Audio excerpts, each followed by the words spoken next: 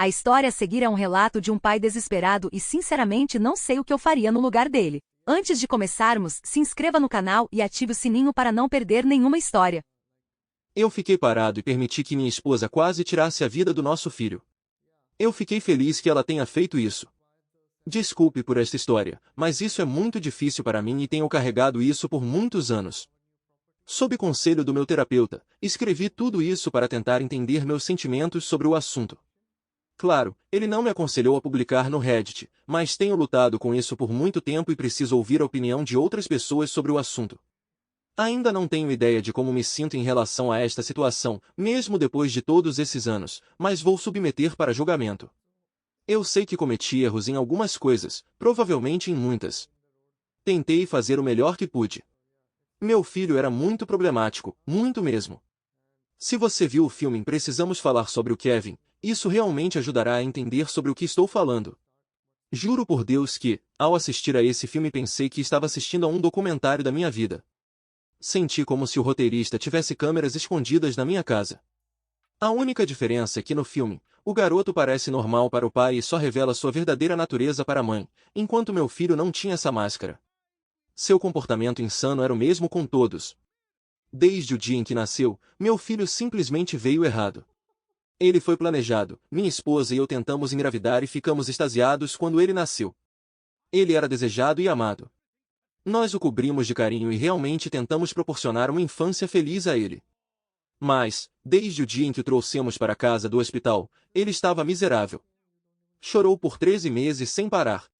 Não estou exagerando, 13 meses sem interrupção. Chorava até perder a voz e continuava chorando, dava para ver seu rostinho todo enrugado e nenhum som saindo, totalmente rouco. Houve momentos em que ele literalmente chorava enquanto dormia, nunca vi ou ouvi falar de outra criança capaz de fazer isso. Levamos-o a médicos, especialistas, tentamos mudar sua dieta, seguramos, embalamos, brinquedos, embrulho, música, mobiles, tudo o que podíamos pensar. Nada funcionou. 13 meses de um inferno sem parar, irritante, desgastante, sem dormir. Uma vez superada a fase de chorar, pensamos que tínhamos superado o pior. Mas ficou claro rapidamente que, por alguma razão desconhecida, ele estava simplesmente com raiva de estar vivo. Nunca vi aquela criança dar um sorriso genuíno e alegre no tempo em que o conheci. Vi ele dar um sorriso malicioso e horrível muitas vezes, obtendo um prazer perverso ao causar dor, sofrimento ou quebrar uma regra, mas um sorriso de verdadeiro prazer em algo bom? Não, nunca. Nenhuma vez. Ele não tinha interesse em nada positivo, era alimentado pelo ódio, e tudo o que fazia estava direcionado para isso. Assim que conseguiu andar, sua missão de vida era destruir coisas. Ele quebrava ou tentava quebrar qualquer coisa que estivesse ao seu alcance, esmagava, mastigava, jogava na privada, o que fosse possível. Depois de um tempo, ele descobriu como tirar a fralda e sentia grande prazer em defecar e urinar onde quer que fosse. Com o tempo, percebeu que podia esconder isso e começou a urinar e defecar em lugares que não encontraríamos imediatamente, esfregando nas carpetes, tornando ainda mais difícil limpar e fazendo a casa feder.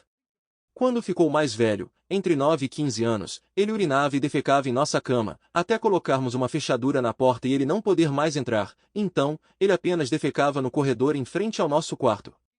Essa guerra biológica começou por volta dos 2 anos e meio e ele nunca deixou de fazê-lo. Vou tentar acelerar porque eu poderia realmente continuar por dias sobre isso, mas à medida que ele envelhecia, ele se tornava cada vez mais incontrolável. Ele mordia, chutava, gritava, arranhava e cuspia em qualquer pessoa que tentasse fazer algo com ele. Foi expulso da escola 2 vezes antes dos 9 anos, depois o deixaram voltar e depois o expulsaram de vez, ele teve que mudar de escola. A próxima escola o colocou em uma classe especial que o mantinha longe dos outros alunos. Tivemos que instalar uma porta e fechadura na cozinha porque ele roubava facas e as usava para mutilar as paredes e móveis ou perseguir pessoas com elas. Quando tinha 10 anos, ele me esfaqueou bem no quadril e nas nádegas, ainda tenho as cicatrizes. À medida que ficava mais velho, ele se tornava mais sombrio. Começou a incendiar coisas e torturar animais locais. Havia um cachorro vira-lata que ficava por perto do parque perto de nossa casa, meu filho cegou em um olho com um garfo de churrasco. Ele mergulhava rabos de gato em gasolina e os acendia. Ele se tornou uma besta violenta, mal cheirosa e cruel que vivia em nossa casa. Não conseguíamos fazer nada com ele. Aproveitarei esta oportunidade para antecipar a tsunami de mensagens. Sim, colocamos o maldito garoto na terapia. Ele consultava um psiquiatra 2 vezes por semana e tinha Deus sabe quantos medicamentos diferentes prescritos ao longo dos anos. Nada funcionou. A terapia não funcionou.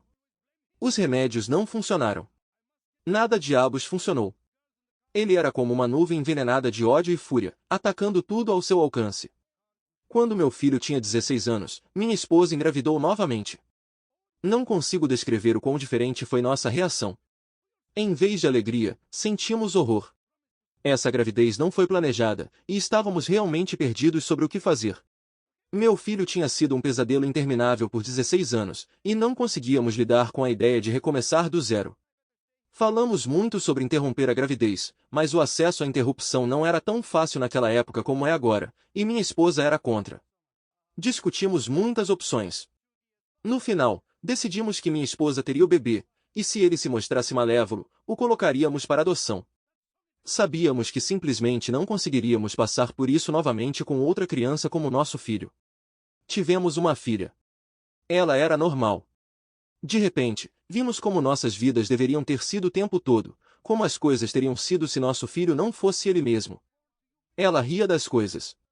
Amamentava sem morder, não tinha dentes de qualquer maneira, mas dava para perceber que ela apenas tentava comer, não arrancar o seio de sua mãe. Após 4 meses, ela dormia a noite toda. Ela era feliz. Ela era normal. Não consigo descrever o alívio e a felicidade que ambos sentimos, não tenho palavras para isso. Aqui é onde acredito que comecei realmente a me afastar do meu filho. Até esse momento, independentemente dos erros que cometi, sempre tentei fazer o melhor para o meu filho, disso estou convencido. Tentei ajudá-lo, amá-lo e cuidar dele, realmente tentei. Mas quando minha filha nasceu, minha esposa e eu instintivamente nos voltamos para ela. Ela se tornou nosso foco, não por malícia, mas simplesmente porque era muito mais fácil. Ela era tão feliz e doce, cada momento que passávamos com ela era como mágica. Eu entendo que isso estava errado, mas honestamente não conseguíamos evitar. Não tenho uma explicação melhor do que isso. Meu filho não ligou para o fato de minha esposa estar grávida. Honestamente, não sei se ele realmente entendia, mas quando trouxemos nossa filha para casa, ele começou a agir ainda pior. Eu não achava que fosse possível, mas ele levou para outro nível. Nessa época, ele tinha 17 anos, e tínhamos brigas explosivas diárias. Geralmente, após a briga, ele saía furioso de casa e desaparecia por horas, ou voltava na manhã seguinte. Era um alívio. Comecei a esperar ansiosamente por nossas brigas porque isso o afastaria de nós por um tempo. Após o nascimento de nossa filha, minha relação com meu filho praticamente desapareceu, nossas únicas interações reais eram gritar um com o outro. Minha esposa estava ainda pior com ele, ela simplesmente não tinha mais nada.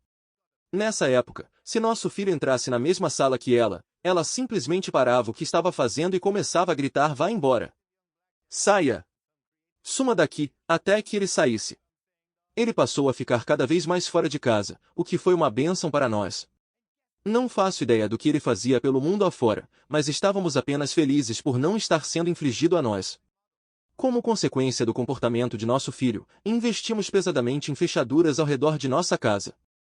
Todas as portas internas baratas e finas em nossa casa foram substituídas por portas de madeira densa e espessa que não podiam ser arrombadas, equipadas com fechaduras com chave que minha esposa e eu carregávamos.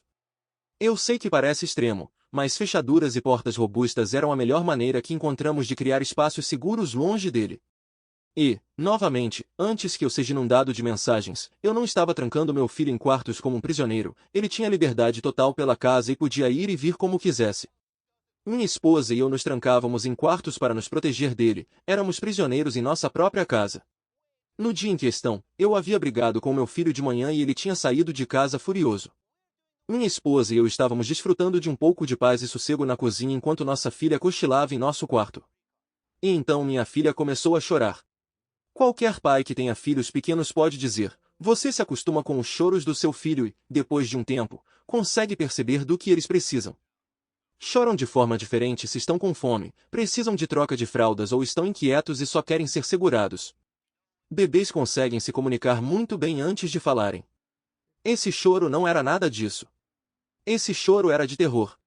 Assim que ouvimos, minha esposa e eu nos levantamos imediatamente de nossas cadeiras e corremos para o quarto.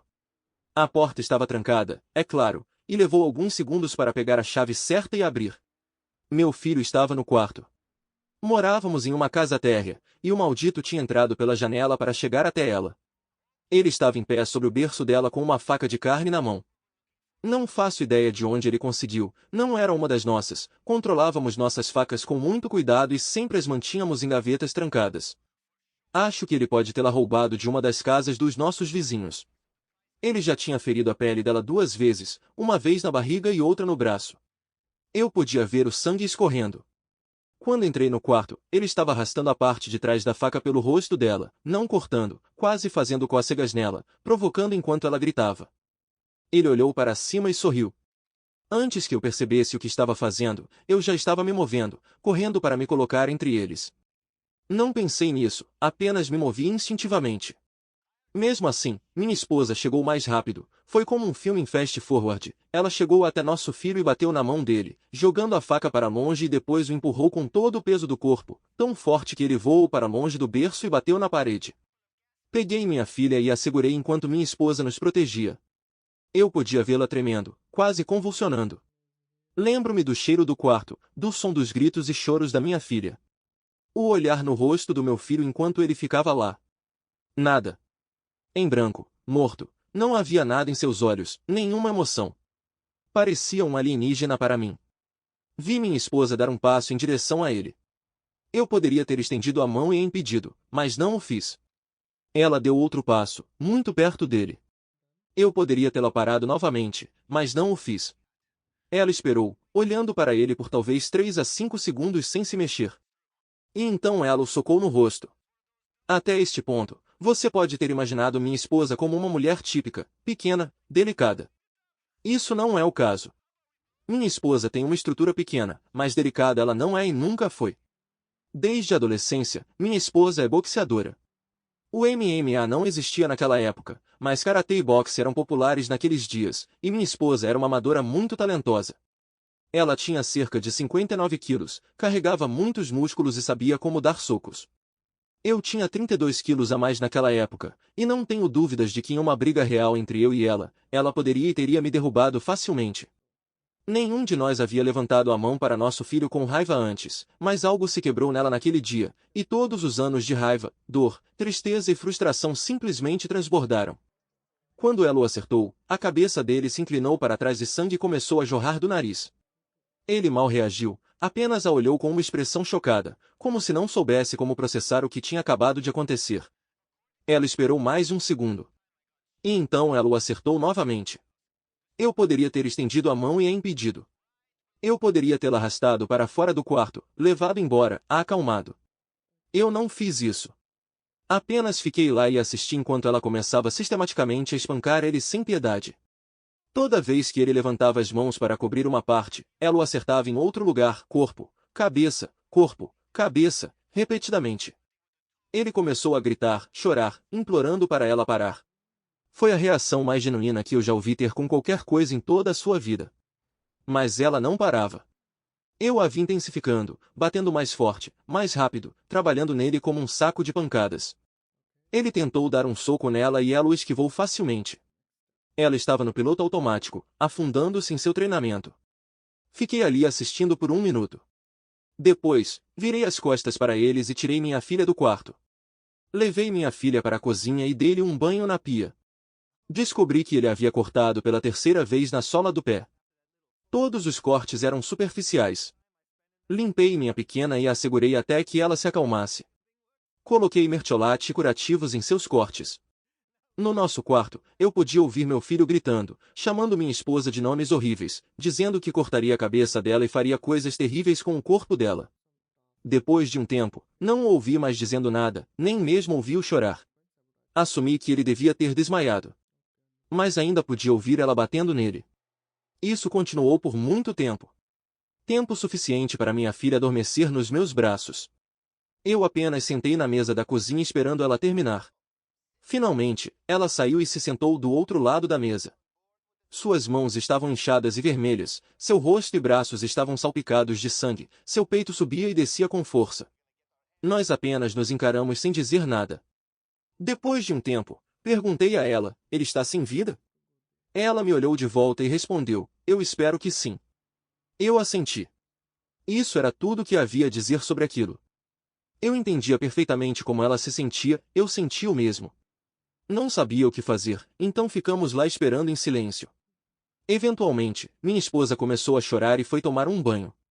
Eu apenas fiquei onde estava segurando nossa filha. Depois de um bom tempo, ouvi gemidos e soluços vindo do nosso quarto.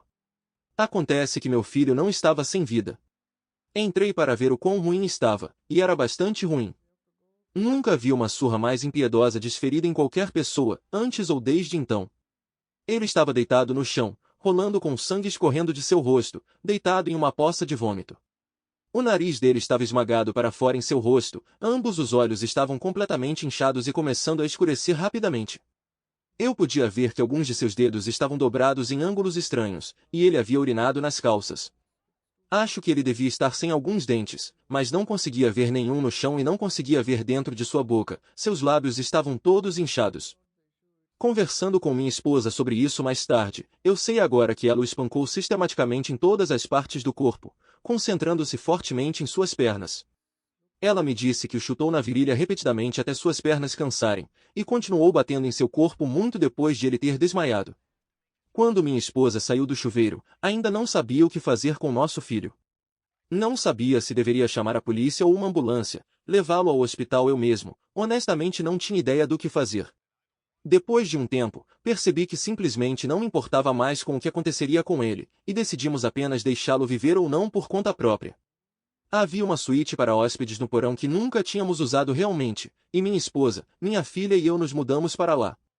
Simplesmente cedemos o andar de cima da casa para meu filho e trancamos tudo, separando completamente nossas vidas. Havia comida suficiente nos armários do andar de cima para algumas semanas ou mais, ele tinha um banheiro e quartos para usar.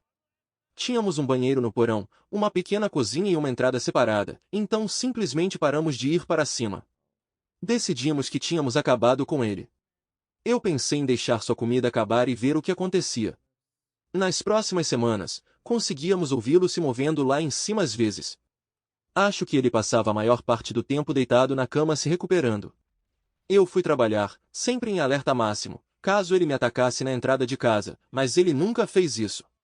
Minha esposa ficou em casa com nossa filha. Ela nunca saía do nosso campo de visão. Uma noite, ouvimos ele surtando, quebrando coisas e batendo. Não respondemos. No entanto, ele nunca tentou descer ou se aproximar de nós. Acho que ele tinha medo de que, se aproximasse novamente, minha esposa pudesse terminar o que começou. Após 3 semanas no porão, não ouvimos mais nada de lá de cima por alguns dias, e eu me aventurei até o andar principal da casa. O lugar estava destruído, e não havia sinal do meu filho. Ele se foi. Levou meses para reparar os danos que ele causou e restaurar o andar principal de volta ao normal. Havia comida e fezes espalhadas por todas as paredes e vidro quebrado no chão, havia grandes buracos na parede, ele destruiu o lugar todo. Rasgou o linóleo em um canto da cozinha e esvaziou um extintor de incêndio de espuma inteiro na sala de estar. Sinto gratidão por ele não ter incendiado a casa com a gente dentro. Sinceramente não sei por que não o fez, o garoto não tinha pudor em colocar fogo nas coisas. Depois disso, vivi com medo todos os dias de que ele voltasse, que nos atacasse do nada e tentasse nos matar. Mudamos de casa cerca de 3 anos depois, e finalmente parei de ter medo de que ele voltasse, pois agora ele não tinha ideia de onde estávamos. Finalmente me senti seguro em relação a ele. Tudo isso aconteceu há muito tempo. Meu filho nasceu na primavera de 1971, e minha filha em 88. Eu sou um homem idoso agora, farei 70 anos este ano, e minha esposa faleceu de câncer em 2016. Minha filha tem 31 anos agora, eu me mudei para a casa dela e do marido depois que minha esposa faleceu. Tenho 2 netas e elas são a alegria da minha vida. Eu vejo um terapeuta algumas vezes por mês para falar sobre tudo isso. Eu não sei onde meu filho está. A última vez que o vi foi quando ele estava deitado no chão do nosso quarto, sangrando e machucado. Não ouço falar dele desde que partiu, mais de 30 anos agora. E nem quero saber. Eu carrego muita culpa daquele tempo e muitas emoções conflitantes. Eu não o espanquei pessoalmente, mas permiti que ele fosse espancado, e achei que ele merecia. Fiquei feliz que isso tenha acontecido. Eu não tentei tirar a vida dele, mas ficaria feliz se ele deixasse de viver. Vou dizer que espero que ele tenha conseguido superar seus demônios e viver uma vida normal em algum lugar. Se ele não conseguiu fazer isso, se permaneceu como era, então sinceramente espero que alguém por aí tenha acabado com ele. Quando o conheci, ele era como um cachorro raivoso, e de qualquer maneira, espero que ele não esteja por aí machucando mais ninguém. Não sei se você está me julgando ou não, mas gostaria de saber sinceramente a sua opinião nos comentários. Obrigado por me ouvir até aqui. Resposta 1. Sou pediatra e na verdade tenho 2 pacientes assim. O pior deles tem 11 anos e está se tornando um pesadelo inimaginável. Sinto muito pelos pais dele. Eles e a irmã estão completamente abalados com isso, amam-no e querem ajudá-lo, mas está arruinando as suas vidas. Nenhuma quantidade de medicamentos ou terapia está ajudando de forma alguma. Ele certamente acabará em detenção juvenil um dia, se não na prisão. Resposta 2. Ele provavelmente está sem vida ou na prisão. Pela sua descrição, realmente não havia mais nada que você pudesse fazer. Parece que ele tinha alguns desequilíbrios mentais graves, e você tentou de tudo. Estou surpreso que você não o tenha internado em um hospital psiquiátrico. Sinto muito que você teve que viver no inferno e ainda está vivendo isso em certa medida. Resposta 3. Eu geralmente não leio posts muito longos, mas este valeu a pena. Sua esposa foi incrível. Assim que ele machucou sua filhinha, ela simplesmente surtou. E é assim que deveria ser. Vocês tentaram muito fazer dele uma criança normal. Ele simplesmente nasceu mal e conflituoso, não se torture por causa disso. Não sei como vocês suportaram isso por tanto tempo, mas fico feliz que não precisem mais sofrer com ele. Espero que ele tenha recebido ajuda e tenha conseguido se tornar uma pessoa normal. Resposta 4. Por que você não o internou em uma instituição mental? Esse rapaz era um psicopata clássico e irreparável. Os médicos teriam apoiado você. Sério, era onde ele pertencia. Se você gostou do vídeo, não esquece de se inscrever e ativar o sininho para não perder mais dessas maravilhosas e divertidas histórias. Deixe também o seu like porque fortalece demais o nosso trabalho. E se tem alguém que também gosta dessas histórias, compartilha com essa pessoa e vamos espalhar as fofocas por aí. Obrigado e até o próximo vídeo.